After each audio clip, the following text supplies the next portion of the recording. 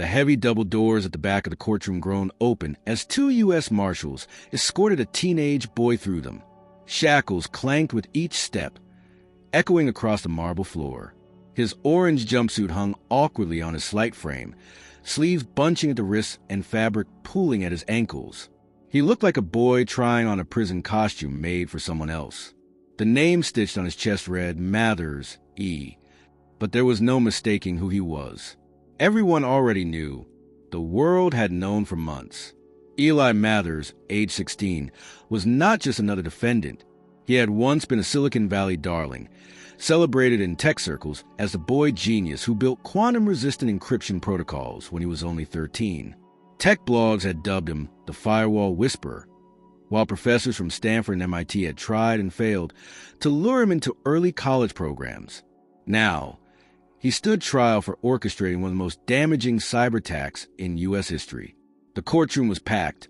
Press, spectators, federal officials, and an uncomfortable scattering of Silicon Valley elites who had once praised Eli at conferences and panels. Some were here out of morbid curiosity, others out of guilt, a few perhaps out of fear. Cameras weren't allowed inside, but every person in that room knew they were witnessing something historic. Eli's parents sat silently behind the defense table, their faces hollow. Once hailed as tech innovators themselves, creators of a now-defunct startup that promised ethical AI, they were now cautionary tales. The father stared straight ahead, jaw clenched. The mother wrung her hands, but made no sound. She had aged 10 years in 3 months. Some still whispered that the Mathers had helped their son, that they were the real masterminds. But no charges had been filed against them. The presiding judge was Harold Whitmore, a veteran of the bench who had overseen terrorism cases, corporate espionage trials, and high-profile whistleblower prosecutions. His reputation was ironclad, methodical, humorless, and unsympathetic. His eyes narrowed as he watched Eli approach, like a hawk scrutinizing a rodent that might bite back. Eli didn't flinch beneath his gaze. "Mr. Mathers," Judge Whitmore began, his voice hard and worn. "Let me make something clear from the outset. This courtroom is not a playground. Your intellect will not save you from the law. Do you understand?" The room held its breath, waiting for Eli to respond. He said nothing. His eyes remained fixed on the judge, unreadable and cold. It wasn't defiance exactly. It was calculation, as if he were already 3 steps ahead and evaluating whether responding was worth the bandwidth. Carla Doon, Eli's public defender, placed a gentle hand on his arm. "Just nod," she whispered. "Don't provoke him." She had only met Eli a few days prior, after 2 of the country's top defense attorneys withdrew without explanation. She had expected a scared boy, someone broken by solitary confinement, overwhelmed by the weight of federal charges. What she got instead was someone unsettlingly calm. Too calm. Eli finally nodded. A slight, slow tilt of the head. Enough to be legal. Barely. The judge looked unimpressed, but moved on. Very well. Let the trial begin. As the prosecutor stood to deliver his opening statement, the room remained unusually silent. Even the click of pens had stopped. People leaned forward. This wasn't just another trial. It was an event, a moment where the promise and peril of the digital age were being placed on the stand. And sitting at the defense table, slouched slightly in his ill-fitting jumpsuit, was a boy who had allegedly brought down parts of the power grid, breached military firewalls, and leaked classified blueprints for advanced drone systems. The prosecutor, a polished man named David Kellner, began with theatrical restraint.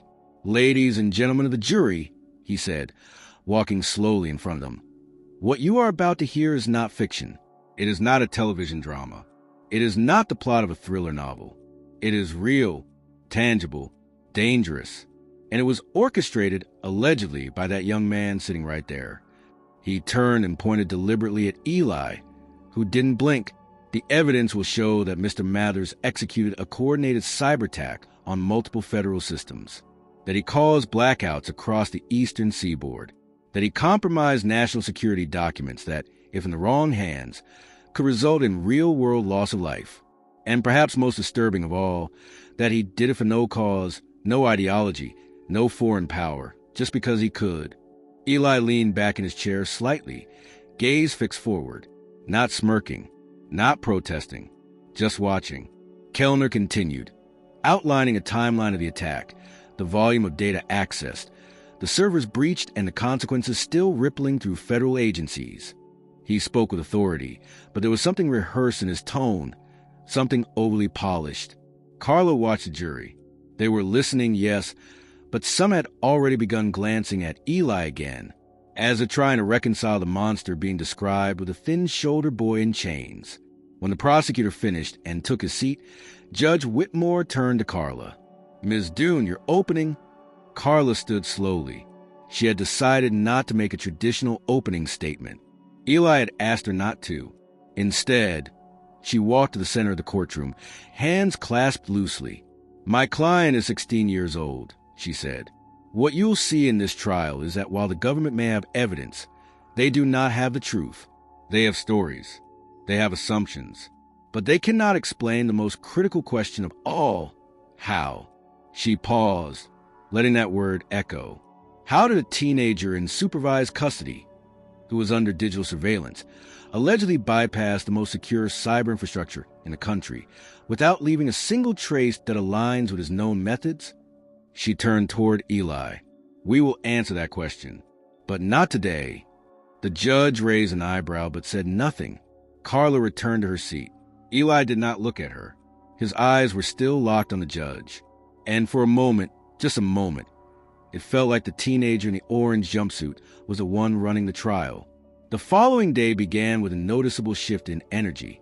Rain slicked the courthouse steps, and umbrellas bloomed like anxious black flowers as reporters shoved microphones at anyone even remotely associated with the trial. Inside, the temperature in the courtroom felt colder, not just from the weather, but from anticipation. People arrived earlier. The gallery filled faster. Even Judge Whitmore seemed more tightly wound as he took a seat and ordered proceedings to begin immediately. David Kellner returned to the floor, this time with a black briefcase locked with biometric authentication.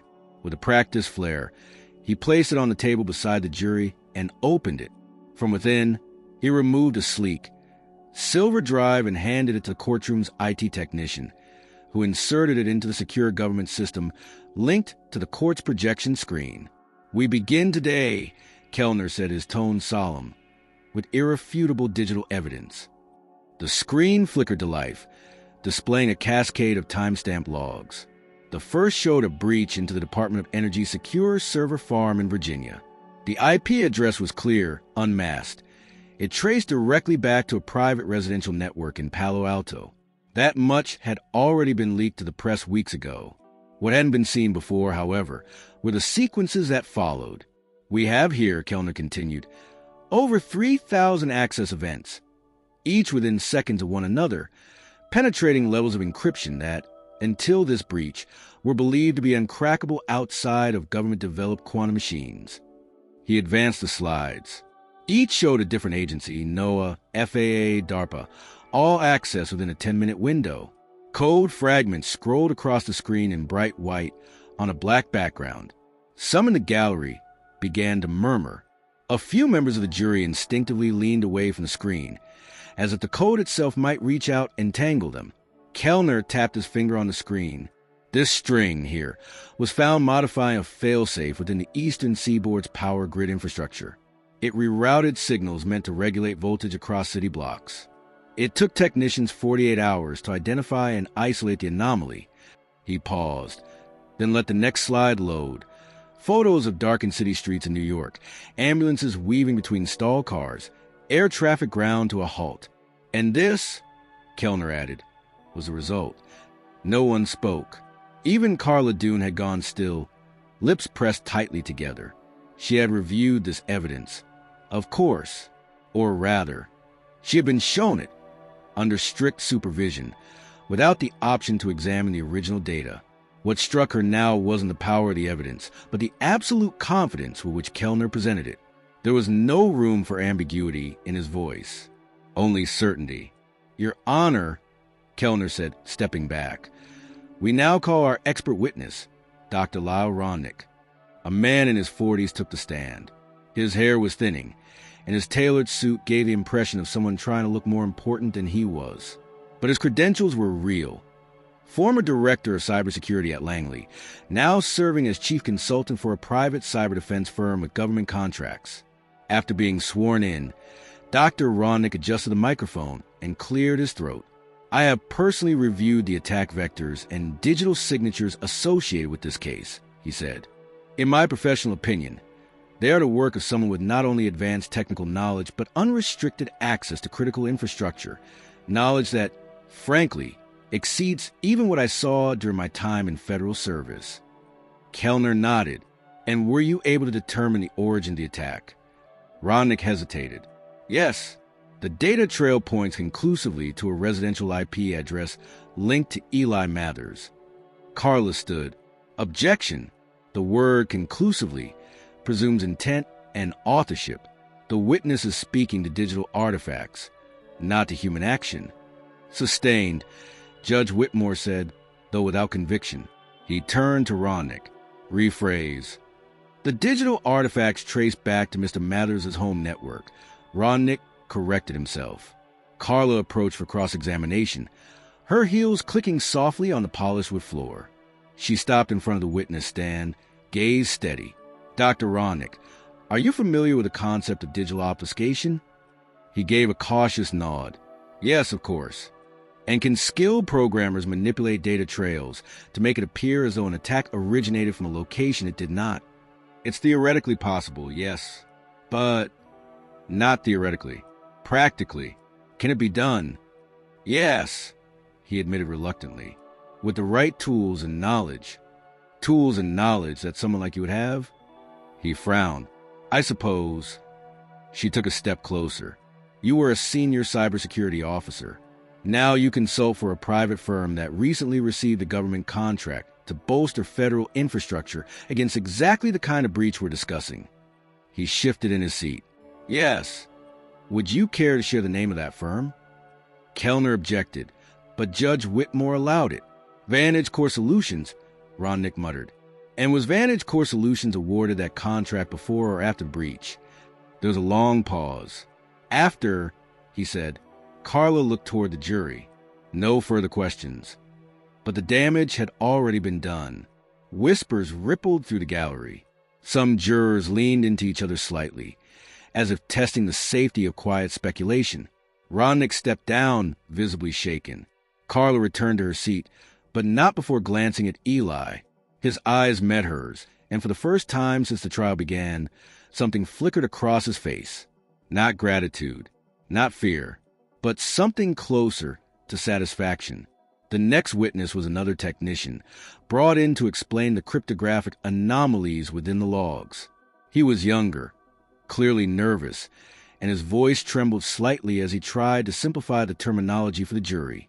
What we found was a sort of quantum ripple, he explained, an effect where encryption keys appear to shift outside expected parameters. It's extremely rare. I've only read about it in theoretical papers. Carla raised an eyebrow. So, you're saying the breach occurred using methods that shouldn't be technically possible? He nodded hesitantly. Yes, or at least not possible with existing computing power. And yet the prosecution claims my client did just that, alone, in his bedroom. The technician swallowed hard. That's what the logs indicate. Carla paused, letting the silence stretch. But you just said the method was impossible. He didn't respond. The judge interjected, voice tight. Let the jury weigh the implications, counselor. Move along. As the session ended, the murmurs didn't fade like before. They lingered. Spectators remained in their seats longer, as if trying to piece together what they had heard. Reporters filed out hurriedly, clutching notebooks, some already dictating headlines into voice recorders. Even the security detail looked more alert than usual. Outside, the rain had stopped, but fog had rolled in over the city. It clung to windows and blurred the skyline, the courthouse looming like a fortress in the mist. Back inside, Eli was led away in shackles once more. But before he disappeared through the door, he turned his head slightly, just enough to glance at the prosecution table. His smirk was gone now. In its place, a look of growing certainty, as if the truth, whatever it was, had already begun to unravel, one contradiction at a time. Morning on the second day of trial arrived quietly, but tension buzzed just beneath the surface. The courtroom was not yet open to the public, and a gray fog lingered over the city, muting the hum of traffic outside. Inside a modest hotel suite 2 blocks from the courthouse, Carla Doon sat at a small desk, her laptop open, untouched coffee cooling beside her. She had barely slept. Instead, she had spent most of the night replaying every frame of testimony, parsing the implications of Ronick's admission, and scanning what little unclassified material she had access to. Her phone buzzed. An email notification. At first glance, it looked like spam. No subject line, no sender name. Just a string of random characters in the address. Normally, she would have deleted it. But something about its timing, arriving just as the sun breached the skyline, made her hesitate. She clicked it open. There was no text in the body of the message, just a single video attachment. VID_0987_A. She hesitated only briefly before downloading it onto a separate, air-gapped laptop she used for sensitive case material. The file was larger than expected, and the timestamp on the file's metadata matched the night of the cyber attack to the second. When the video began to play, Carla's breath caught. The camera was fixed in the upper corner of a room that looked unmistakably like Eli's home workspace. The lighting was dim, but the setup was familiar. Multiple monitors, a wall of pin notes and diagrams, and a framed certificate from MIT hanging slightly crooked in the background. At the center of the frame sat a figure, typing rapidly. It wasn't Eli. The person was taller, bulkier, moving with the hurried precision of someone executing a mission rather than tinkering.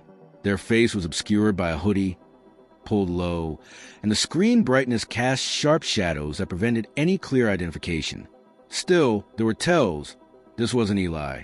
The hands were larger, the posture off. Carla's gut tightened.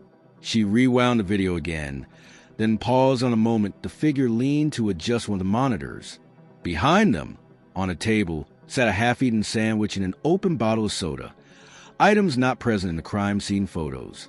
As the video neared the 3-minute mark, a soft noise came from off-screen. The figure snapped around, startled, then lunged toward the camera. The feed cut to black. Carla sat frozen. The footage was incomplete, sure, but it was enough to raise serious questions. Enough to shake the narrative the prosecution had constructed so carefully. She checked the metadata again. The location matched GPS coordinates for the Mathers home. The timestamp aligned with the attack window. Everything about it suggested authenticity, but also danger. Her first instinct was to call someone. But who? She couldn't go to the court directly. Introducing evidence without verifying its chain of custody would backfire. Worse, if the email was a trap and she used it in court prematurely, she could be disbarred. She needed more. She opened her secure line and called a contact she hadn't spoken to in years. Jake Ansel, a forensic video analyst who had left the FBI under vague circumstances. "You're up early," Jake said, his voice rough with sleep. "I need a favor." Off record. "Urgent," she said. A pause. "Send it." While the video uploaded to a secure server, Carla glanced at the clock. Court resumed in 90 minutes. She wasn't ready. She wasn't even sure what the email meant. Was someone trying to help? Was it Eli himself? Or a setup orchestrated to derail the defense? When Jake finally called back, his tone was clipped. "Where did you get this?" Anonymous drop. "Just now." "It's real." No signs of tampering. Whoever filmed it was using a mounted interior cam. "Definitely looks like your guy's room, but the face is unrecoverable. Too much noise, too little light." "But the timestamp?" she asked. "It's clean, not forged." "And the man in the video?" Jake exhaled. "Not a kid, that's for sure. Probably early 30s. That's all I can give you. Carla, this thing feels radioactive. Be careful." She ended the call and stared at the blank wall for a long moment. Every instinct told her to save the video for a critical moment, something that could break open the trial when things reached a stalemate. But something else gnawed at her, Eli's silence. His eerie calm. What did he already know? Court that day moved faster than the first. Judge Whitmore seemed eager to push through procedural matters, overruled objections more briskly, and occasionally skipped explanations altogether. Kellner resumed presenting technical evidence, server diagrams, encryption maps, and attack vectors. But despite the showmanship, a small seed of doubt had already been planted among the jurors. Carla saw it in their eyes. During a brief recess, she approached Eli in the holding area behind the courtroom, flanked by 2 guards. He looked up as she entered, almost expectantly. "Did you send a video?" she asked. He tilted his head. "What video?" "Don't play games." "I don't send emails." "Not anymore." "That's not an answer." He looked at the guards, then back at her. "You saw it, then." She stared at him. "That wasn't you in the room, was it?" "I've been telling you that." "You haven't told me anything." He leaned forward slightly, voice low. "You asked if I planned this. I didn't plan everything, but I knew something like this might happen. People like Kellner, they build cages out of what they want to believe. Sometimes you just have to give them a mirror. That's not a plan. That's chaos. It's truth. They're not the same." She was about to push further, but the guards motioned her time was up. As she turned to go, he added softly, "If you're thinking about using that video, wait. Timing matters." "Is that advice?" she asked. "It's math," he replied. "Equations collapse when you measure them too early." The rest of the day was a blur. Testimonies resumed, dry and mechanical. A systems administrator described how several servers had been wiped clean after the breach. Another cyber defense contractor tried to explain away inconsistencies in the data trail. Carla listened, took notes, but her mind kept returning to the video and Eli's cryptic words. By evening, the courtroom emptied more slowly. Reporters lingered, trying to wring fresh angles from increasingly technical content. But a few noticed something strange: Carla's unusual quiet. Her reputation for sharp, surgical questioning had been earned over years. Today, she had barely cross-examined, not out of fatigue, but calculation. That night, back at her hotel, another email arrived. No sender, no subject, just a message. "Don't trust the timeline. Look closer. E." She stared at the screen, fingers hovering over the keyboard. The timestamp on this email was different. It had been delayed by exactly 9 minutes. Manually delayed. Hidden in that gap was a question she hadn't considered. If Eli didn't send these messages, who had access to the data required to send them in his voice? And more importantly, why were they helping her? The third day of the trial dawned with a stifling stillness, as though even the air in the city was waiting to see what would happen next. National news channels had set up permanent camps outside the courthouse. Analysts debated whether Eli Mathers was a dangerous prodigy or scapegoat. They replayed court sketches and testimony fragments, piecing together the shape of a narrative none of them fully understood. The press didn't know about the video Carla had received, and she intended to keep it that way. For now, inside the courtroom, the prosecution's key witness was scheduled to take the stand. FBI cyber specialist Reed Morrow was not just another agent. He was the architect of the digital forensics report used to indict Eli. A seasoned expert in cyber operations, Morrow had built his reputation on precision and loyalty. He entered in a dark suit, his badge clipped neatly to his lapel, his posture that a man certain of his role and purpose. Kellner's voice was steady as he conducted the direct examination. Morrow explained how he had traced the attack path, identified server access points, and compiled the sequence of intrusion events. He spoke without hesitation, confident and methodical. Diagrams appeared on the screen, color-coded breach maps, flowcharts of compromised firewalls, callouts showing metadata linking each action back to Eli's home IP. The jury seemed attentive, even impressed. Carla sat quietly, her legal pad untouched in front of her. She'd spent the night reviewing every detail of Morrow's past statements, every article he contributed to, every connection he had to federal contractors. She had one question that hadn't been asked yet, one that could unravel far more than the prosecution expected. When Kellner finished, Judge Whitmore gave a short nod. "Your witness, Ms. Doon." She rose slowly, walking to the center of the courtroom with deliberate calm. "Agent Morrow, thank you for your testimony. I just have a few points I'd like to clarify." Morrow folded his hands on the witness stand. "Of course. You stated earlier that the signature of the breach activity pointed directly to my client's personal network. But as a cyber specialist, you're also aware that IP spoofing exists, correct?" "Yes, but in this case, the traces were consistent with a physical device using that network, not a spoof. And that determination was made using timestamps and device IDs?" "Yes." Carla nodded, flipping a page on her notes. "And you personally reviewed all the digital logs?" "I did." She approached the stand slowly. "Agent Morrow, are you familiar with a cybersecurity firm called Vantage Core Solutions?" A flicker, just the briefest shift in his expression. "Yes," he said. "In what capacity?" "I have consulted for them in the past." Carla turned to the jury. "Consulted or been employed?" There was a pause. "I was contracted as an external consultant after leaving my prior post." "For how long?"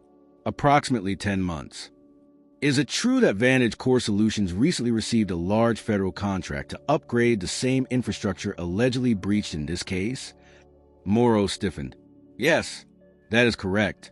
"So, to clarify, you were involved with a private firm that stood to gain a government contract if the existing system was shown to be compromised?" "Objection," Kellner barked. "Speculation and innuendo." "Sustained," said Judge Whitmore, though the strain in his voice suggested the objection had come half a second too late. Carla pressed on. "Agent Morrow, did you disclose your prior association with Vantage Core Solutions when submitting your official report?" "I did not believe it was relevant." "Did you disclose it to the Department of Justice when the case was being built?" Silence. "No," he admitted. Gasps rippled through the gallery. One juror's mouth fell slightly open before she caught herself. Judge Whitmore banged his gavel. "Order." Carla stepped back slightly. "Agent Morrow, one final question. Have you reviewed all the surveillance footage obtained from the Mathers residence?" "Yes," he said quickly, regaining composure. "Are you aware of a blind spot in the camera feed during the critical window?" "There was a minor gap in the footage, less than 4 minutes." "And were any efforts made to determine what caused the feed to cut?" "I assumed it was an internal system error." "Assumed," Carla echoed. "Not investigated?" "Aye." "No further questions," she said, turning her back on him. As Morrow stepped down, there was a palpable tension in the room. Kellner tried to salvage the momentum by calling a secondary analyst, but the damage was done. Carla had exposed a conflict of interest buried deep inside the government's own witness pool. Even more, she had introduced the idea, without ever showing a video, that there were pieces of evidence deliberately overlooked. During a recess, Carla returned to the defense room where Eli sat, shackled but upright. He had been watching the courtroom proceedings on a small monitor. When she entered, he didn't say anything. "Your friend Reed just created a problem for himself," she said. Eli gave a single nod. He was always going to break. "You predicted that?" "I knew about his ties to Vantage. All I needed was someone willing to ask." She folded her arms. "You're playing a dangerous game. Games have rules. This is something else." Carla sat across from him, lowering her voice. "I need you to tell me the truth about what's happening. I can't defend you if you keep manipulating everyone." Eli looked her straight in the eye. "You're not here to defend me. You're here to expose what they're trying to hide. That's what this trial is now." "And what are they trying to hide?" "You're getting closer," he said. Later that day, whispers began to leak out of the courtroom. A tech blogger seated near the back posted a tweet. "Lead FBI expert stumbles under cross-examination. Trial just got a whole lot messier." Within minutes, the story was trending. Questions arose.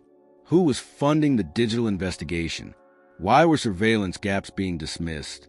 And most of all, why did a 16-year-old seem to understand the system better than the people prosecuting him?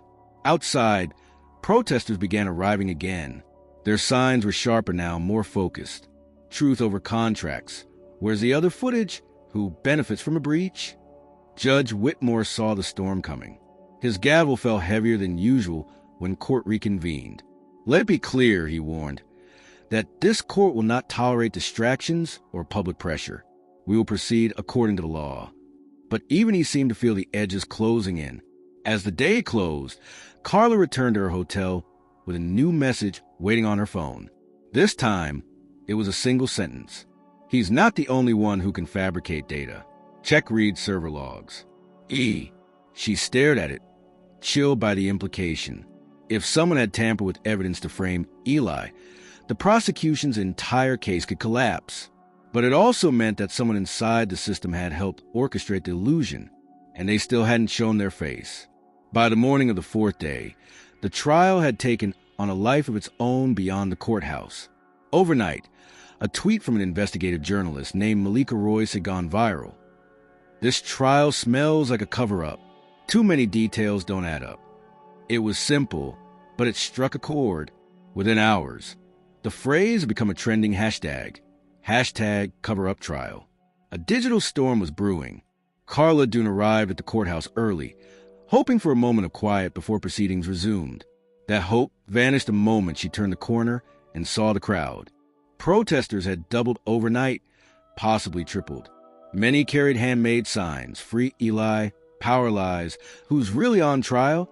The barriers set up by security barely held the mass of bodies back.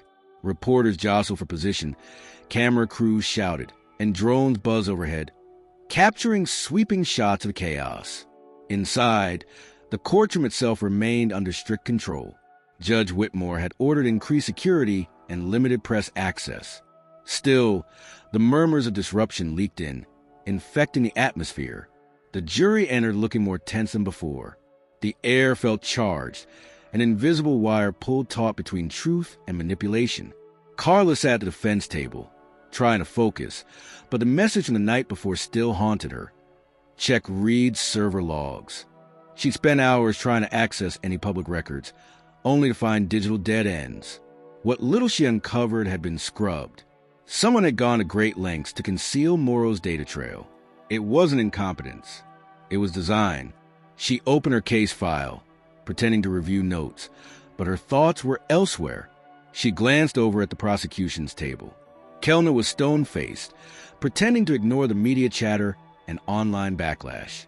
But it started tapping a pen rhythmically, a small tell Carla had begun to recognize as stress. When Eli was brought in, the room quieted as always. His presence had that effect.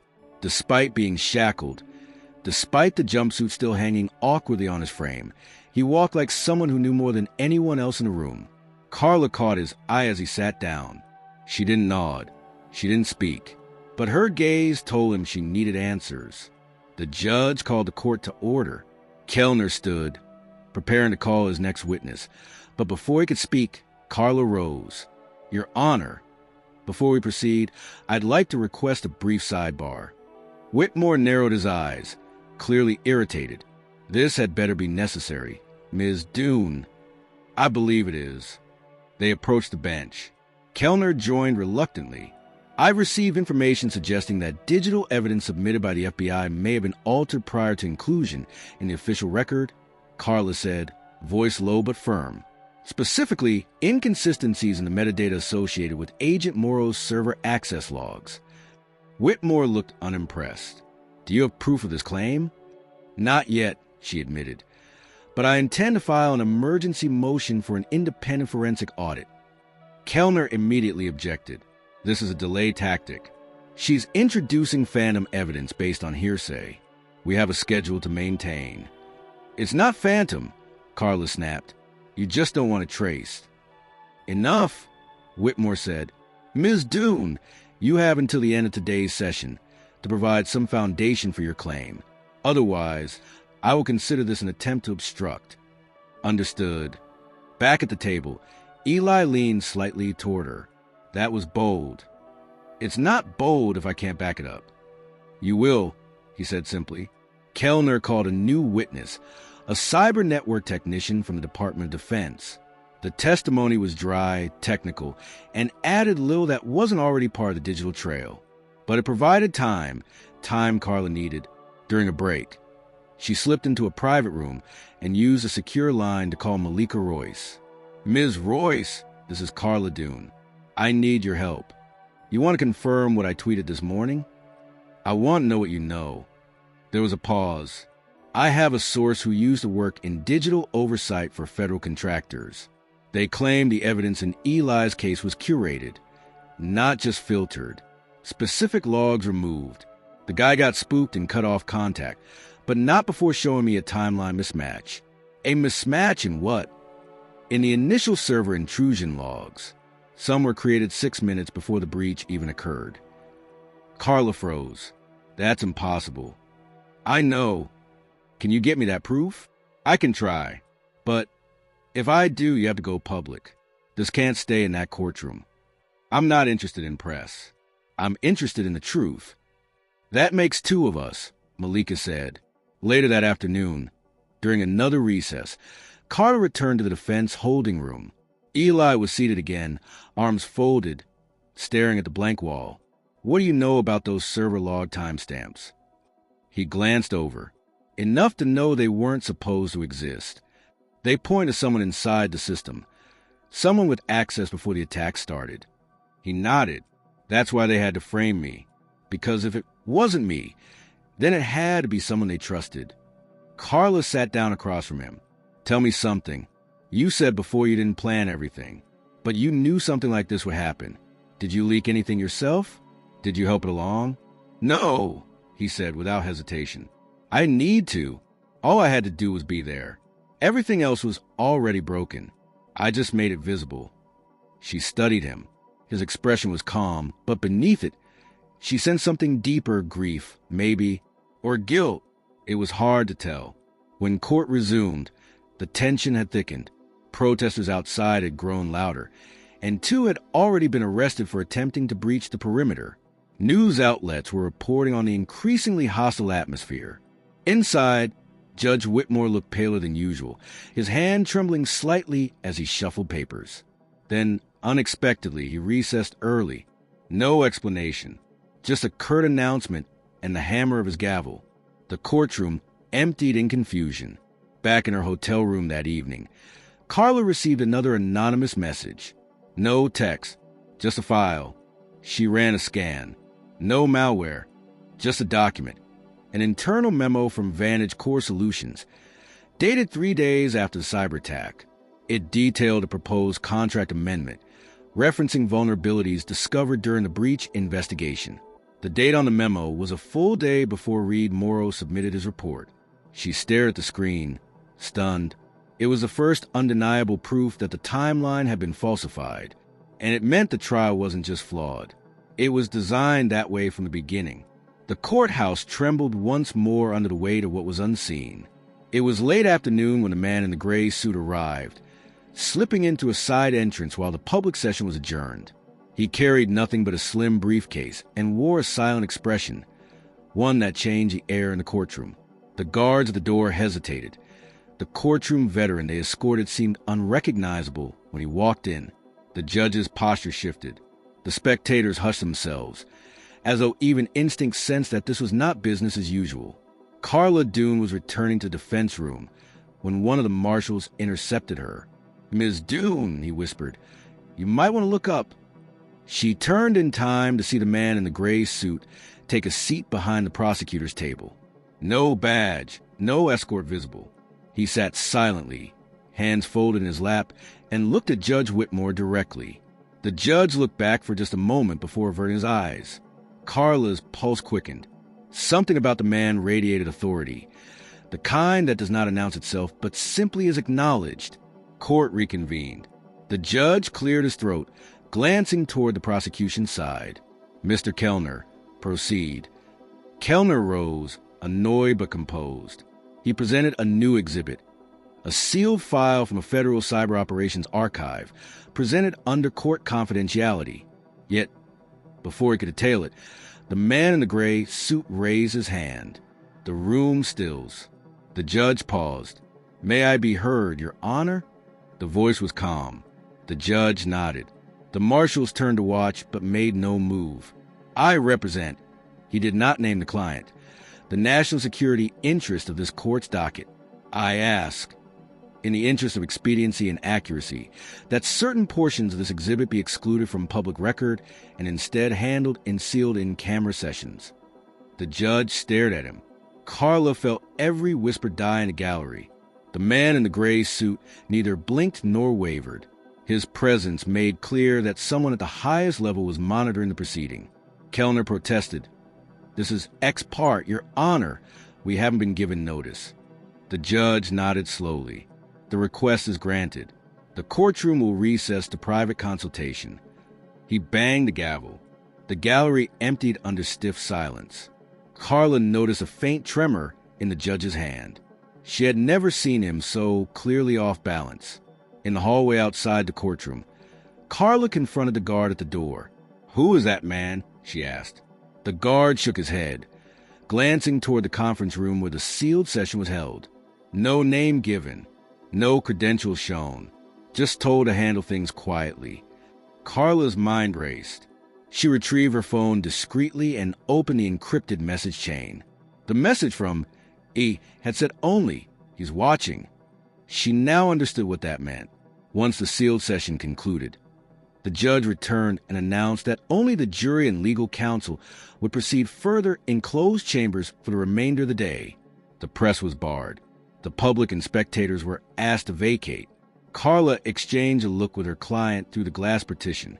Eli's eyes, however, were not narrow but calm, almost placid. During the closed session, Carla sat across from Elliot Mathers, who was no longer shackled, at least in that moment. His wrists freed, though a guard remained in the room. She leaned forward. "What did you see?" she asked quietly. He nodded toward the windowless wall. "He's part of the mechanism." Mechanism? The judiciary, the contractors, the intelligence gatekeepers. They all feed from the same trough. He's the one who turns a valve. Her breath caught. "And you knew this?" "I glimpsed it when I cracked the timestamp. But seeing him in the flesh," Eli paused. "It changes the game." Carla placed a folder on the table. The recovered memo, the video, the messages. "We're going to expose it. Unless—" Eli held up a finger, then let it drop. "Unless I prefer to expose it on my terms." Carla swallowed. "Your terms meaning," he looked away, "when the timing is right, the drop will happen." Her heart raced because she understood for the first time that the trial was not just a legal proceeding. It was a battleground for control of information. The next morning, the man in the gray suit appeared again as court resumed. He sat in the same seat, posture unchanged, briefcase beside him. The lighting appeared harsher under the chamber's chandeliers, and yet his face remained in soft shadow. When the judge called for order, the man's voice cut through. "Your Honor, I submit this statement for the record." Two marshals approached and handed the judge a sealed envelope stamped "Top Secret, National Security." The judge's hand trembled as he accepted it. He cleared his throat and said, "The court must adhere to this directive."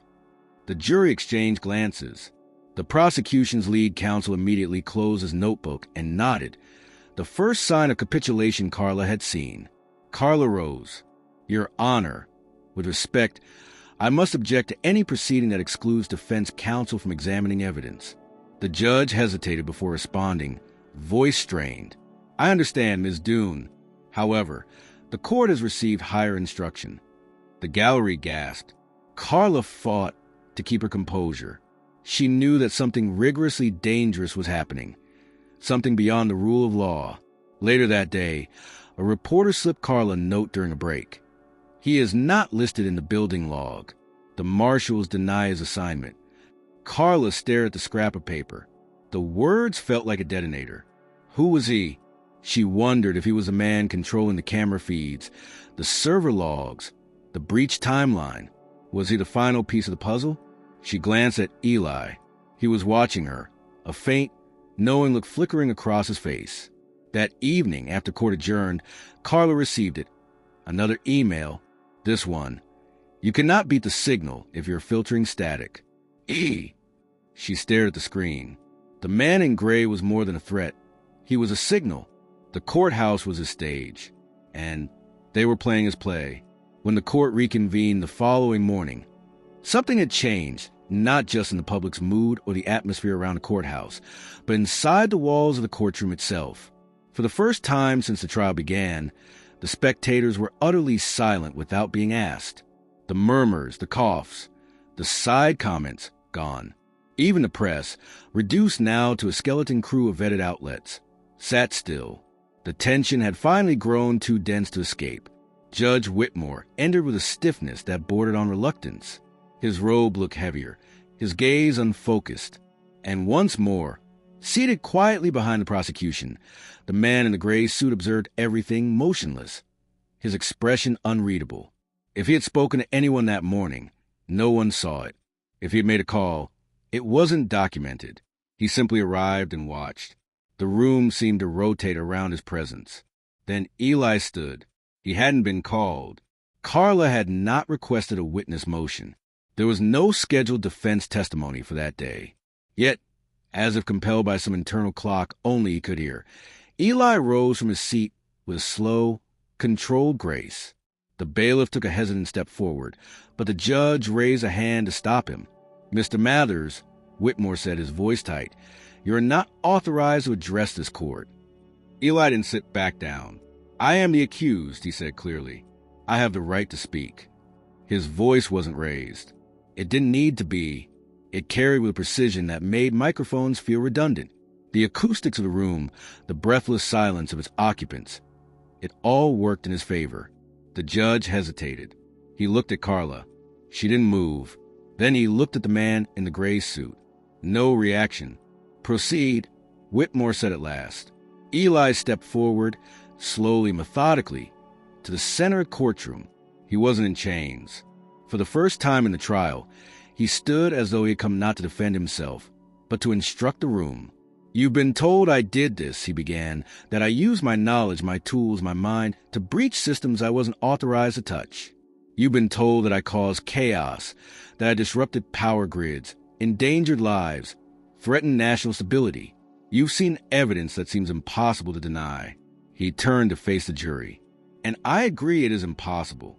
Not because I couldn't do those things. I could, but because what was done here was not the work of one mind or even one machine. It was a design failure, a fabricated storm, manufactured by those who profit when systems fall apart." The judge raised a hand, but didn't interrupt. The courtroom had shifted. It wasn't a legal space anymore. It had become a stage. And Eli had assumed command. "Let's talk about timestamps," he said. "That word has been used over and over in this trial. Timestamps on logs. Timestamps on video feeds. Timestamps on access requests. You trust them. So did the prosecution. So did the FBI. But here's the flaw. They can all be rewritten." He turned to the screen behind him. Carla had connected a USB device before the session began, though she hadn't known why. Eli now used it to pull up a live feed of server logs. These are real-time interactions with a sandbox server configured to mimic the Department of Energy's digital architecture. "I wrote the emulation overnight. Watch this." He typed a string of commands, swiftly but with no wasted motion. A log entry appeared on the screen. "Timestamp. 7:41 in the morning," he read aloud. He typed another string. Now it says 7:22. Same event, different time. He turned back to the jury. "It's not magic. It's bad protocol management. If you compromise the right process at the right point in time, you don't just walk to the door. You decide when the door was opened. This is what I was framed with." The courtroom erupted. Gasps. Chairs creaking. The judge shouted for silence, but it was too late. The room was no longer his. Eli continued. "The code used in the attack contains snippets from public repositories. Old, dirty, outdated logic. Sloppy work. You can match pieces of it to abandoned GitHub projects from 5 years ago. I would never use code like that. And anyone who actually reviewed the base signatures would know it." He paused, then looked at Reed Morrow, seated in the back. "You knew, didn't you?"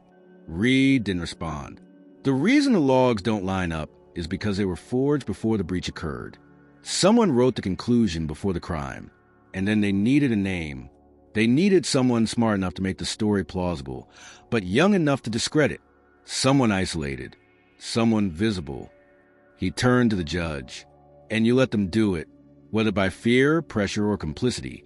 You allowed this trial to move forward on doctored evidence, knowing that the risk of exposure would be buried under layers of security clearances and sealed directives. Judge Whitmore rose from his seat. That is enough. Eli didn't flinch. No, Judge. This is enough. He faced the gallery now. The truth is not dangerous, but the people who fear it are. And then, clear as glass, he said it. Pathetic Judge. The words did not need be shouted. They landed like a steel hammer. A complete silence followed. Even the faint hum of electronics seemed to vanish. Judge Whitmore stood motionless. The man in the gray suit leaned forward, but still said nothing. No one moved. Then, all at once, the courtroom erupted. The bailiff called for order, but the crowd surged. The press began shouting. Security pushed toward the bench. Carla remained frozen at the defense table, watching everything collapse. Judge Whitmore, red-faced and shaking, struck his gavel once, twice, then gave up entirely. Mr. Mathers, you are held in contempt of court. The rest of his sentence was lost as marshals rushed in, pulling Eli from the floor. He did not resist. He didn't look back. He had done what he came to do. That night, the clip of his speech and the phrase that followed flooded the internet, edited, subtitled, translated. The phrase pathetic judge became a meme, a rallying cry, a protest chant. Schools, universities, hacker collectives, online forums, government critics, even former prosecutors weighed in. The system had been challenged, not with violence, but with exposure. A teenager had pulled the curtain back, and no one could ignore what stood behind it anymore. By morning, Carla Dune received another message. No video, no document, just a sentence. Now they'll play their hand. Watch who speaks next. Within hours of Eli's statement and his now infamous phrase, the courtroom was effectively transformed into a crime scene. Federal agents shut down access to the building. All recording devices and media personnel were removed. A legal gag order was issued at midnight, banning any mention of the outburst in official channels. But it was already too late. The video had made it to the public, and the internet devoured it with a kind of hunger that no injunction could silence. News outlets around the country opened their morning broadcast with it, repeating the clip in a loop.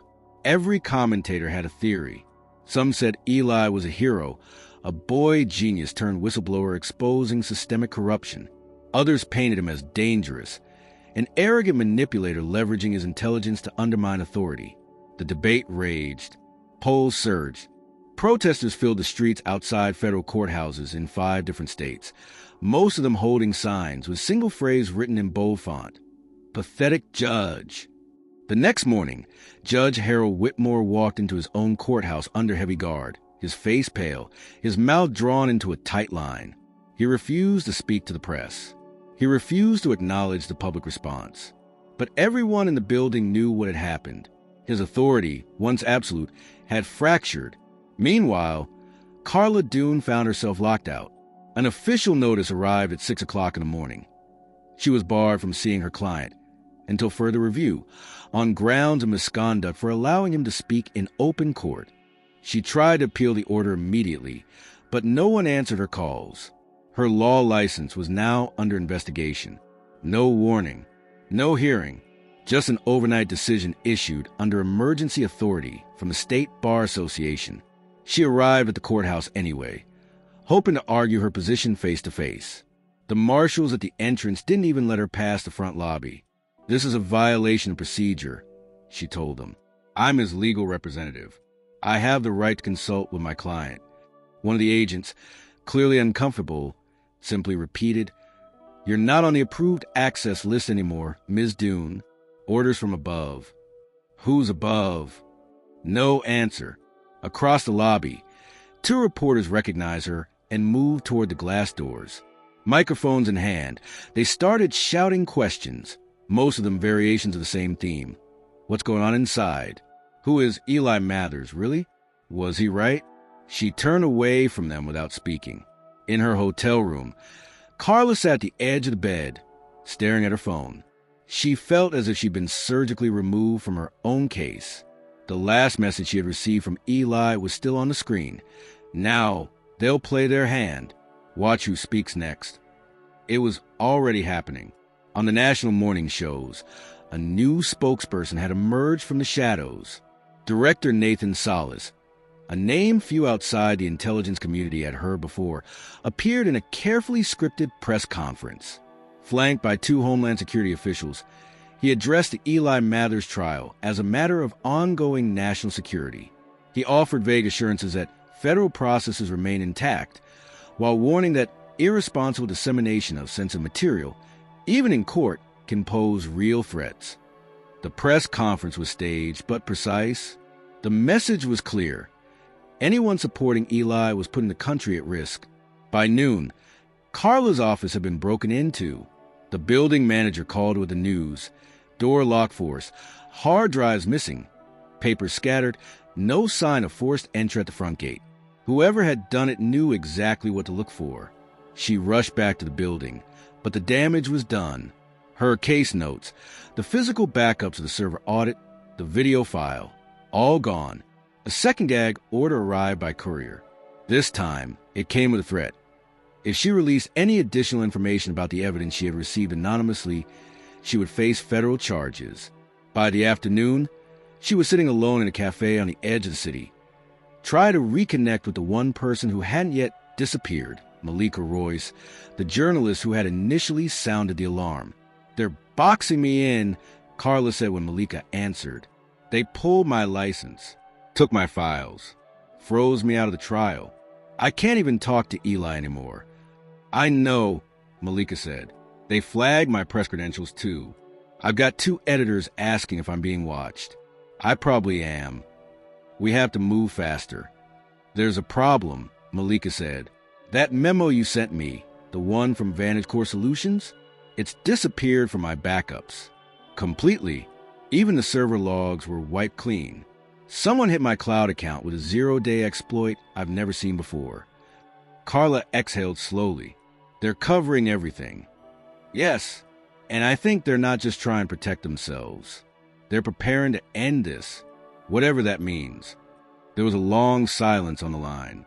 Then Malika added, "I heard a rumor from someone on the inside. They've transferred Eli to a separate holding facility. Not jail, not a juvenile center. Something off-grid." Carla felt her stomach drop when, right after the outburst, "He hasn't been in court since then," Carla said quietly. "Exactly, because they're not planning to bring him back." Carla ended the call and sat still, her coffee untouched. She looked around the cafe. No cameras she could see, no visible watchers. But that meant nothing anymore. The rules had changed. She was no longer dealing with law. This was something else. Her phone buzzed again. A message, this time from a blocked number. No alias, no signature, just coordinates. She entered them into a secure map service. They pointed to an abandoned facility 2 hours north, once a government research outpost, now supposedly decommissioned. Eli's message echoed in her head. Watch who speaks next. They had spoken. The machine had revealed its voice. But Eli had gone silent, and in the silence, Carla felt the weight of something irreversible beginning to take shape. Carla left the city before sunrise, the interstate still slick from an early autumn storm. With the court frozen, her license suspended, and Eli's whereabouts obscure behind layers of unofficial transfer, she drove north on instinct and desperation. The coordinates sent to her phone, no name, no explanation, had etched themselves into her thoughts. A former federal research site, listed in public records as decommissioned over a decade ago, now loomed as a last remaining thread in a case unraveling faster than she could hold together. As she neared the site, the landscape grew lonelier. Pine trees thickened, roads narrowed, cell signal weakened. The turnoff was unmarked, barely a gravel path veiled by overgrown brush. Carla slowed her car, checked her surroundings, then pulled off the road. A mile in, a rusted fence emerged from the mist, surrounding a blocky, windowless building that bore no signage, only a number above a door. 17C. She parked 100 yards out and approached on foot. There were no cameras visible, no guards, but the silence felt arranged. She reached the entrance, tried the handle, locked.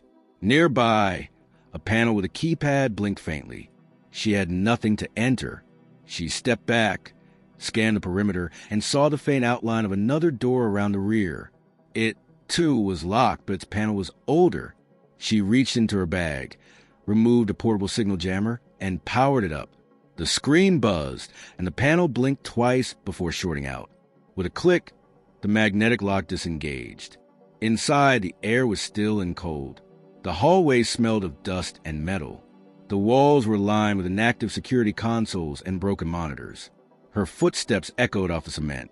She moved quietly, searching for signs of recent activity. On the far end, a corridor descended. There were drag marks in the dust, as if equipment or people had been moved through recently. As she moved deeper into the facility, she found a control room with several backup servers still humming in low-power mode. An interface blinked on one of them. She sat, quickly connected her drive, and began transferring logs. Some files were encrypted under older federal ciphers, but she recognized the structure. Then a file name caught her attention. Case 2289, Reyes. She froze. That wasn't Eli's case number. It wasn't even from this decade. Curious, she ran a search. More files appeared. Incident reports, transcripts, sealed affidavits. All from 12 years ago. She opened the summary file. It described a defendant named Marcus Reyes, age 17, charged with unauthorized access to classified infrastructure, accused of breaching 3 agency servers and disrupting communications between federal defense units. Officially, the case was dismissed due to mental unfitness to stand trial. But that wasn't the truth. The final document was a relocation order, signed by the same judge now presiding over Eli's case, Harold Whitmore. Marcus Reyes had never been released, nor imprisoned, just disappeared. Carla felt her skin prickle. She copied everything. As she unplugged the drive, a low hum rose behind her, someone entering the building. She slipped out to the same rear door, crouched low among the trees, and waited. A black SUV had pulled up. 2 figures exited, one holding a tablet, the other wearing an earpiece. They scanned the area. She recognized the second man instantly.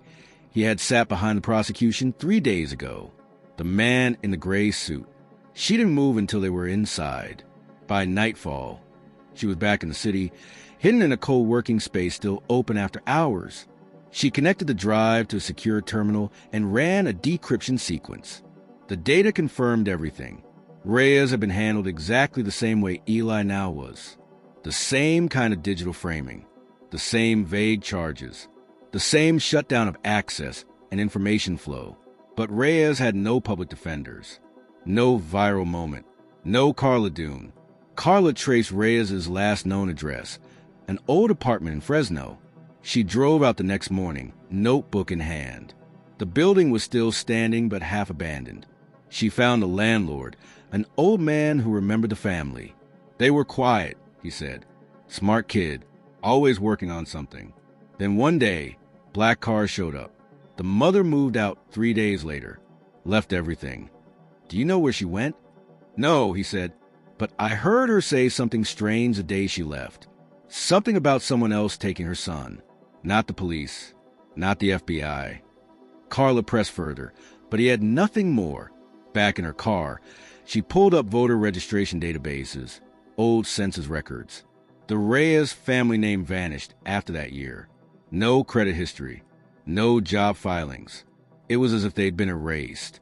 She returned to the city and met with Malika that evening. You found another one? Malika asked, stunned. I found the first one, 12 years ago. They erased him. The same judge, the same forensic structure. And if we don't do something, Eli's going the same way. Malika leaned back. We need to go public. No, Carla said. Not yet. If they know we have this, they'll shut us down harder than before. We need to catch them acting. Then what's the play? We wait. We let them think they're in control. But next time they try to seal something, we blow it open. As she left the meeting, her phone buzzed once again. A message. No video. No sound. Just a location pin and a time. The courthouse. Noon tomorrow. No sender. Just the unmistakable signature. He was still alive. Still watching. And maybe, just maybe, still in control. The next day at noon, the courthouse was calm in the way a city holds its breath before a storm. Security presence had tripled overnight. Metal detectors were recalibrated. Press access was restricted to a bare minimum, and a perimeter had been drawn around the courthouse steps. Behind it, uniformed officers stood in rows, watching a steadily growing crowd form on the sidewalks across the street. Word had spread, despite the gag orders, despite the blackouts, that something was about to happen. No one knew exactly what, but the eyes of the country were drawn once more to the trial that refused to die quietly.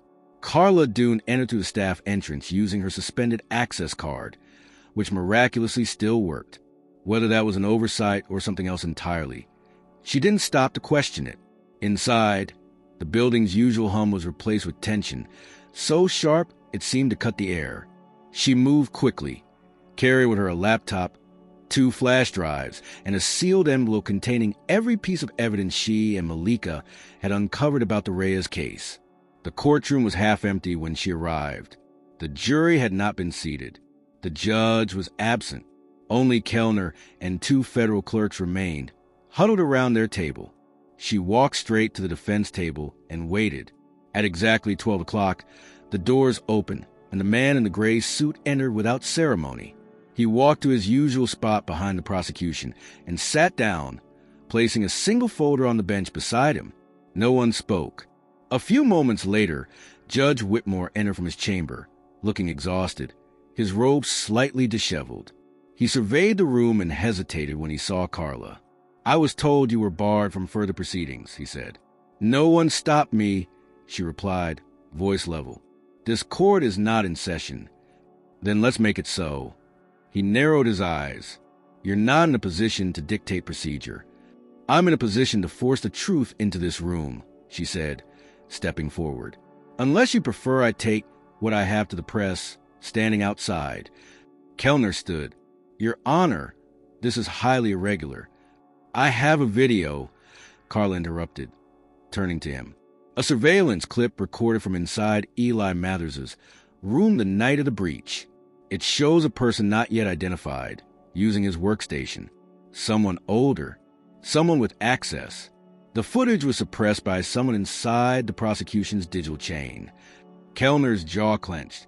The man in the gray suit didn't react. Judge Whitmore frowned. "Where did you obtain this?" "An anonymous source. The metadata is clean. Unaltered, it's been verified by an external forensic analyst with no connection to the case." "You intend to present it now?" "I intend to show the court what it has deliberately ignored." Whitmore looked at the bailiff. "Bring in the jury." Kellner started to object again, but the judge silenced him with a single glance. A few minutes later, the jury re-entered, visibly confused by the altered proceedings. Carla connected her laptop to the court's display system, input the password, and brought up the file. Footage _9417a.mp4. The video played. The quality was rough. Shadows made identification difficult, but the setting was unmistakable. Eli's workspace. Monitors active. Equipment engaged.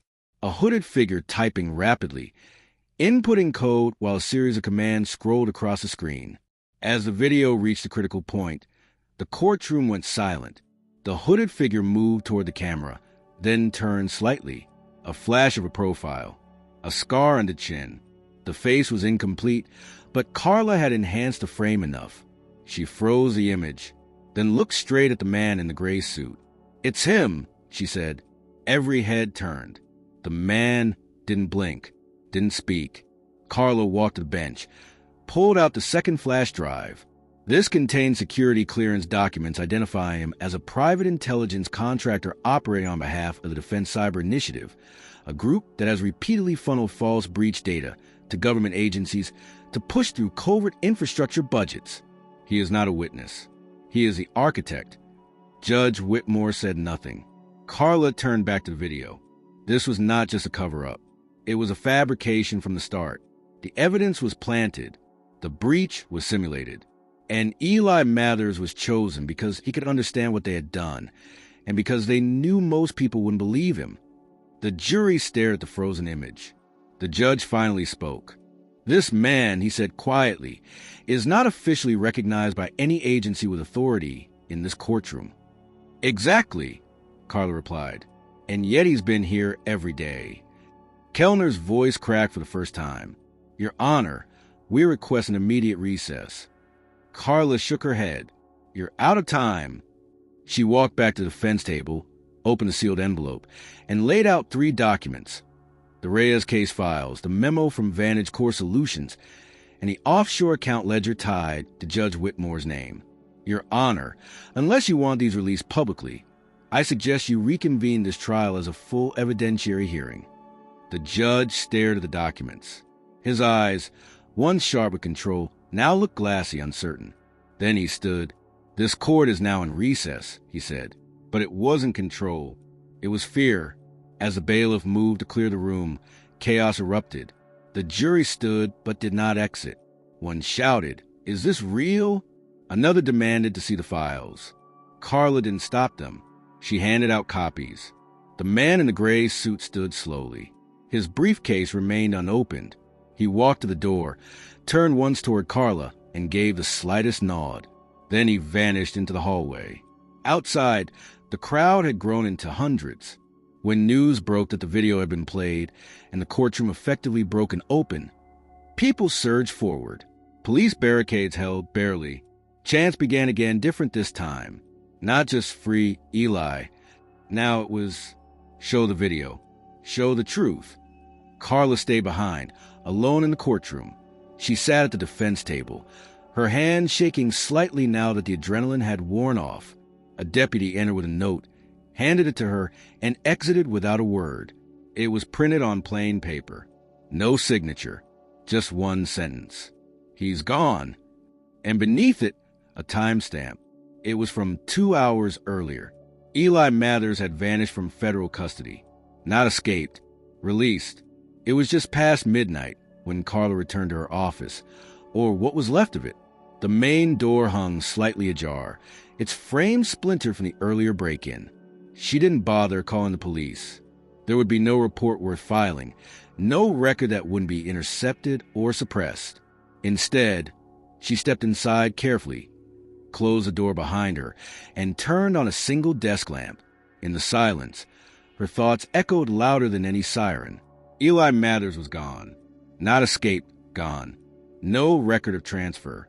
No security footage. No official acknowledgement. The note had been delivered by a court officer with no explanation. Even Malika couldn't trace the chain. The timestamp confirmed he had vanished during the chaos in the courtroom, possibly even before the video was played. It meant one thing. Someone had anticipated Carla's move, and someone else had used it as cover. She powered on her backup device, a standalone laptop she kept hidden in the floor beneath her desk. When the system booted, the screen blinked twice, then loaded a secure environment she'd used during her earliest days investigating cyber law abuses. A faint beep sounded, an alert. A message had arrived. It wasn't from Eli. The encryption key was different, longer, older. She opened it. No text, just a file titled J. Whitmore _assets compiled docs. She clicked once, and the document opened slowly. It contained records of international transactions, offshore accounts, investment transfers, and asset movements stretching back over 2 decades. Names were listed beside each entry. Corporations, shell organizations. But one name appeared more than any other. Judge Harold Whitmore. The same judge who had presided over both the Reyes case and Eli's trial. The same man who had refused to allow the defense access to key materials, who had recessed court the moment pressure rose, who had given a man in the gray suit unrestricted access to the trial. Now it was clear, Whitmore hadn't been afraid. He had been complicit.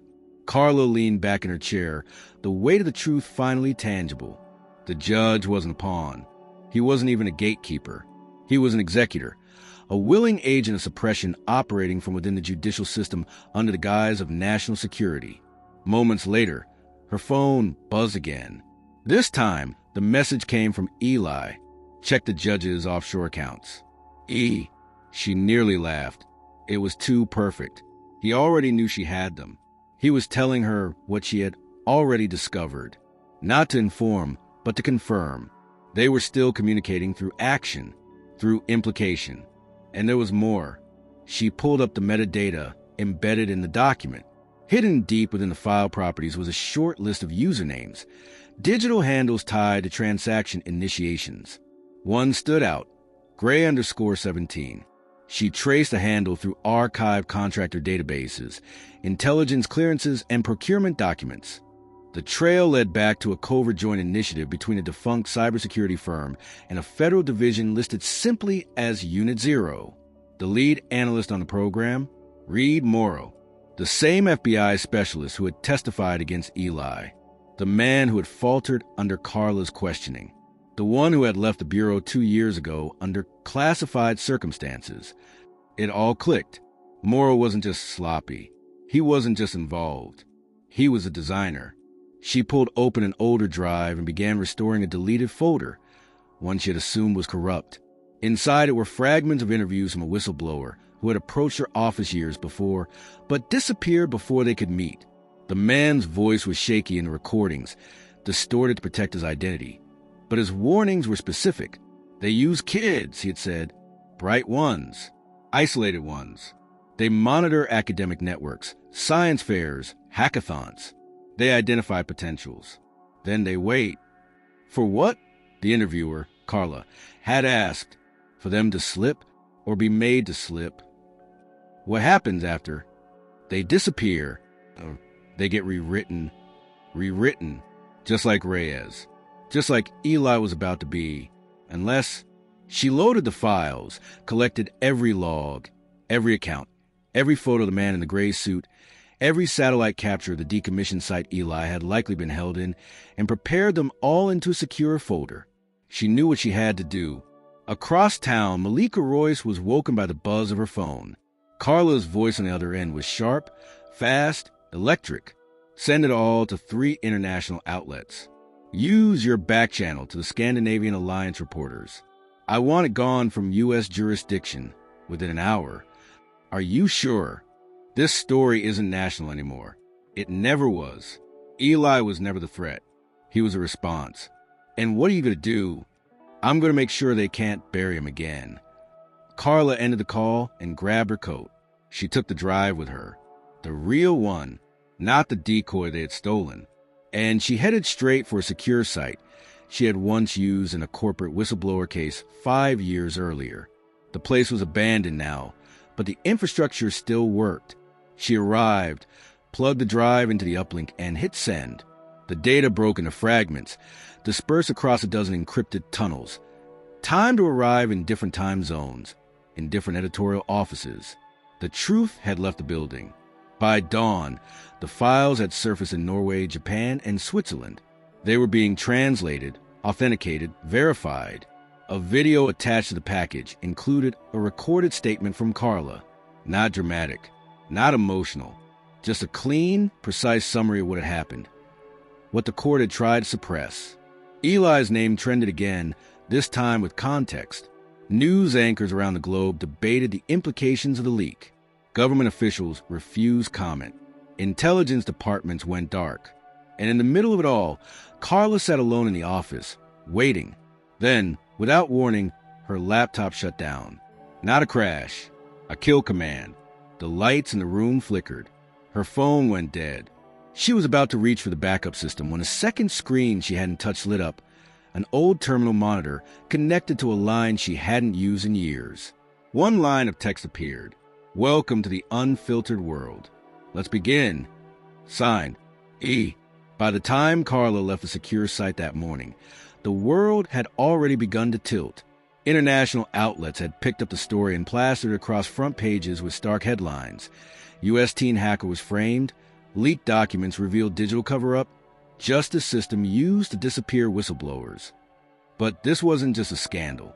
It was a systemic unraveling, one that threatened the very architecture of authority that the prosecution, the court, and its silent architects had relied on to suppress Eli Mathers. Within hours, diplomatic cables were exchanged between agencies. At least 2 foreign governments issued public statements demanding clarity on how deep the judicial and intelligence entanglements ran. The leaked documents had named offshore accounts, private security contracts, falsified testimony, and black site locations that no one had acknowledged existed. And yet, the evidence was too comprehensive to ignore. Inside the courthouse, the mood had shifted from control to panic. Carla arrived through a different entrance this time, escorted by 2 local officers who had taken upon themselves to protect her. The court building, once tightly sealed, was now flooded with journalists, observers, and legal analysts from across the country. The judge had not appeared since the last session. Kellner had vanished completely. The man in the gray suit had not returned. It was as if the machine had cracked and its operators had slipped out through the vents before anyone could stop them. Still, the trial had been officially closed. The jury, technically sequestered, had refused to remain isolated once the international leak broke. Some had given statements anonymously. One juror had resigned in protest, telling a reporter off record, "We were being manipulated from the start." Another had said simply, "I believe Eli." Carla walked into the courtroom alone that morning, not because she had to, but because she needed to finish it. At the front of the room, she placed her case files, what remained of them, onto the table. She opened a manila envelope and spread out 3 photographs. One of Judge Whitmore stepping off a private jet registered to a shell company connected to the Reyes case. Another of Reed Morrow standing inside the control room of the decommissioned facility. And a final image, a time-stamped satellite capture showing Eli's extraction by an unmarked government transport 3 hours before the courtroom incident where he'd been declared in contempt. The gallery began to fill. Lawyers from unrelated cases, staff members, clerks, all sat in quiet anticipation. A representative from the Department of Justice appeared at the side of the room, arms crossed, saying nothing. Someone from the governor's office took a seat in the second row. Then Carla stood. "I am not here to make a closing argument," she said, her voice calm but unwavering. "There is no longer a trial. The judicial process, as it was meant to function, ceased to exist the moment the first piece of falsified evidence was entered into the record, under seal, without the defense's knowledge, by individuals with financial and operational conflicts." She walked toward the center of the courtroom. There were no objections. There were no interruptions.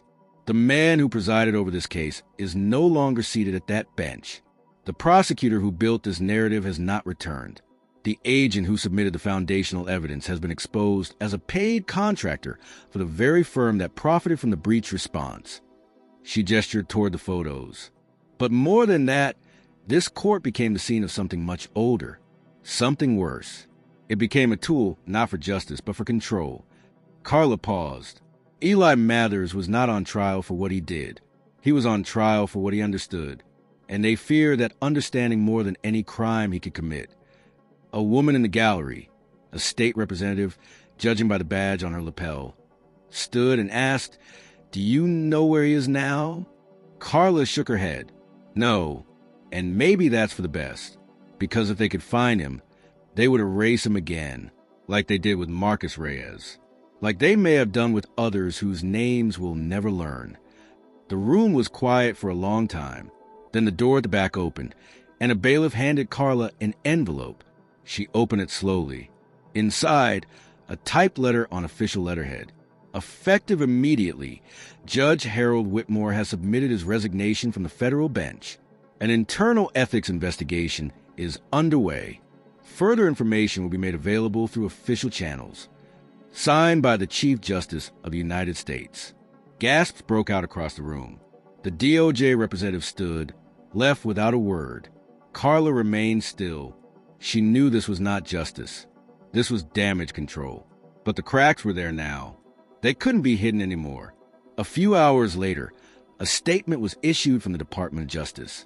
The trial against Eli Mathers had been dismissed. No charges remained. The record would be sealed, but not destroyed. They called it a procedural collapse. Others called it an admission of guilt. That night, Carla sat alone in her apartment. Her phone buzzed again. No number, no contact. Just a short message. It started, E. Attached was a single image. A crowd of students on a university campus, projecting the leaked trial footage onto the side of a building. A banner read, "Truth is not a crime." The system had cracked. Eli had vanished, but his message was everywhere now. Weeks passed, and yet the aftershocks of the Eli Mathers trial continued to reverberate through institutions far beyond the courtroom. Across the United States, agencies issued internal memos, initiated investigations, and in many cases, quietly dismantled entire branches of covert programs. The judiciary scrambled to contain the fallout. Judge Whitmore's resignation had been only the first in a chain reaction. Within 2 weeks, 3 other federal judges announced early retirements. 2 members of the Department of Justice resigned without explanation. The name Eli Mathers no longer appeared in official records, but lingered like a static charge in the public consciousness. And then, on a cold Thursday morning, something happened that no one could ignore. In downtown Chicago, a massive digital billboard flickered briefly, then went black. For a few seconds, it remained off, drawing only casual glances. Then, suddenly, a message lit up in stark white text against the dark screen. Truth is not a crime. E. It lasted only 10 seconds before the billboard returned to its scheduled advertisements, but the moment had been recorded, shared, and echoed across every social platform within minutes. Within hours, similar messages appeared on encrypted billboards in Berlin, Sao Paulo, Seoul, and Nairobi, each one identical in phrasing, timing, and tone. No one had claimed responsibility, but everyone knew Eli was still out there. The public reaction was immediate. For some, he had become a folk hero, a digital Robin Hood. For others, a symbol of a broken system that needed rebuilding. Protests reignited, not in anger, but in purpose. Hacktivist groups began quoting Eli's court speech. University students organized decentralized forums to teach ethical cybersecurity. Programmers reverse-engineered government-grade software to identify hidden vulnerabilities, embedded without public consent. The media pivoted. Stories once buried resurfaced. Old cases similar to Eli's began to emerge. Families of defendants long forgotten came forward, their voices trembling with hope and grief. One woman in particular, a former teacher from San Diego, spoke publicly about her nephew, a 16-year-old coding prodigy arrested in 2012 and never heard from again. His name was Aaron Reyes. Carla Dune, meanwhile, had quietly resigned from law. Her resignation letter was 1 sentence long. I no longer believe in a system that trades truth for silence. She declined interviews. She turned down book deals. Instead, she accepted a position teaching cyber ethics and digital law at a small university in the Pacific Northwest. Her course syllabus opened with a quote from Eli's speech. "The truth is not dangerous, but the people who fear it are." In her first semester, enrollment for her course tripled. Students came not just to learn law, but to understand how law had failed. They came to ask a question Carla had once asked Eli. "Why did you do it?" And though she never had a complete answer, she taught them how to spot the signs, how to see the mechanisms before they activated, not to dismantle the system, but to refuse being its instrument. Every now and then, Carla would receive anonymous emails. They contained no text, just strings of code. The syntax was always flawless, the logic dense, layered with complexity far beyond modern convention. She kept them all in a secure drive labeled simply, from E. She didn't respond. She didn't try to trace them. She understood that they were not letters. They were proof of life, proof that Eli Mathers was still out there, evolving, adapting, becoming something the system could no longer predict. The man in the gray suit was never seen again. His name never surfaced in any official reports. Some speculated he had been reassigned. Others believed he had gone underground, perhaps eliminated by the very institution he once served. Carla suspected the truth was somewhere in between. Men like that didn't vanish. They changed names, shifted roles, became new threats. But they would remember Eli. And they would remember that for the first time, they lost control. Years later, during an international tech summit hosted in Helsinki, a massive screen glitched in the middle of a keynote address on digital sovereignty. Just for a moment, long enough for one sentence to flash across the screen. You built walls to hide your lies. I learned to walk through them. The speaker froze. The audience gasped. The summit ended early. After that, sightings began. A data breach at a multinational defense firm. The attackers left behind nothing except a digital signature traced to no known source. A leak of classified documents exposing a clandestine operation targeting students flagged for unusual digital fluency. The documents were formatted in the same style as the Reyes and Mathers case files. Government spokespeople denied their authenticity. No one believed them. In Brooklyn, an engineer at a cybersecurity firm claimed that a strange subroutine appeared in their latest AI model, code that hadn't been written by anyone on their team. It solved the core instability they'd been working on for months. The log entry simply read, Back in Carla's classroom, her students debated whether Eli was real, a myth, or a decentralized collective using his name as a banner. She didn't interfere. She let them debate, let them ask questions. Because Eli's story was no longer hers to tell. It belonged to anyone who understood that the world could not be built solely on control. One evening, as Carla walked home, she noticed a new mural painted on the side of a building. It depicted a boy standing alone in front of an immense data stream, his hands not on a keyboard, but open to the current. No bars, no chains, no judge, just the words. He didn't disappear. He upgraded. Carla stopped, looked at it for a long time, and smiled. Because deep down, she knew one simple truth. Eli Mathers never intended to be remembered as a criminal. He wanted to become a mirror. And the world had finally begun to look at itself.